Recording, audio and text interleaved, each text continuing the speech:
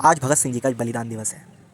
उन्होंने हंसते हंसते फांसी पर चढ़ना स्वीकार किया, मगर अंग्रेज़ों की गुलामी स्वीकार नहीं की और मरते दम तक अंग्रेज़ों का विरोध किया, उनकी दमनकारी नीतियों का विरोध किया। भगत सिंह जी बचपन से ही एक देशभक्त, एक शूरवीर थे जो किसी से डरते नहीं थे। आप उनकी फ़ोटोज़ में भी देख सकते हैं, तन-तनाई भी आँखें खौफ़ अदा करती हैं आज भी दुश्मनों को जो हमारे देश के बारे में बुरा सोचते हैं। क्या आप लोग ये सोचते नहीं कि आज का जो भारत है, जो मॉडर्न इंडिया है, क्या वो भगत सिंह जी के सपनों के मुताबिक है? अब आप दिल्ली के उत्तम नगर की घटना देख लीजिए। एक युवक जो होली खेल के आ रहा था, केवल अपना त्योहार मना रहा था, उसको मार दिया गया।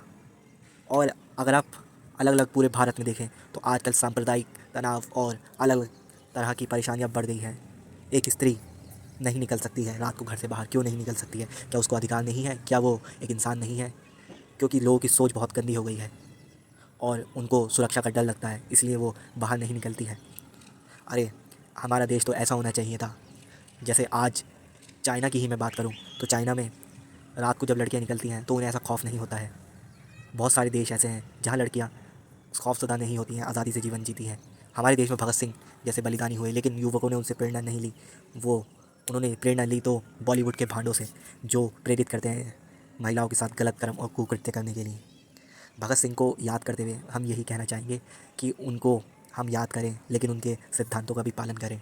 अगर हम उनके सिद्धांतों का पालन नहीं कर सकते, हमें उनका स्टेटस लगाने की, उनकी स्टोरी लगाने का कोई अधिकार नहीं है, कोई आवश्यकता नहीं है। भगत सिंह का बलिदान व्यर्थ नहीं जाना चाहिए दोस्तों। आप कहीं भी कुछ भी गलत होता देखें, उसको सहे ना, उसका वहीं पर विरोध करें। क्योंकि अगर हर एक गलत आदमी का उस समय ही विरोध होगा जहाँ जब वो गलत कर रहा है, तो आगे से गलत लोगों को ये लगेगा क्योंकि लोग विरोध कर सकते हैं, मुझे ऐसा नहीं करना चाहिए। इसलिए हमें गलत ना सहते हुए गलत का विरोध करना चाहिए, चाहे कुछ भी हो जाए। और हमारा भारत विकसित भारत जब बनेगा जब यहाँ का नागरिक सभ्य होगा। ऐसा नहीं होगा कि कोई रात को लड़की जा रही है तो उस पर कमेंट पास किया जा रहा है, या कोई विदेशी तीर्थयात्री भारत में घूमने आ रहा है हमारे तीर्थों पे तो उसका मजाक बनाया जाएगा। या हमारा कोई नॉर्थ ईस्ट का भाई, असम, मणिपुर, मेघालय, अरुणाचल प्रदेश, इधर का हमारा कोई भाई हमारे मेनलैंड इंडिया में आ रहा है, दिल्ली, मुंबई, यूपी साइड, उसे नेपाली, चाइनीज़, कोरियन कह के चिढ़ाएंगे।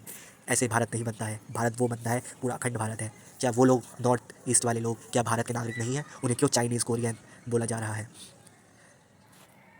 हम यही कहना चाहते हैं कि हमें सबको एक हो जाना चाहिए भारत की प्रगति के लिए। भारत की प्रगति इसी में संभव है जब हम लोग एक दमनकारी नीतियों से हट करके जो जो हमारे लिए अच्छा है सरकार वही करे। तभी एक अच्छा बिल्ड नेशन भारत 2047 बन पाएगा, जो हमारे प्रधानमंत्री जी का भी लक्ष्य है, एक बहुत अच्छा लक्ष्य है।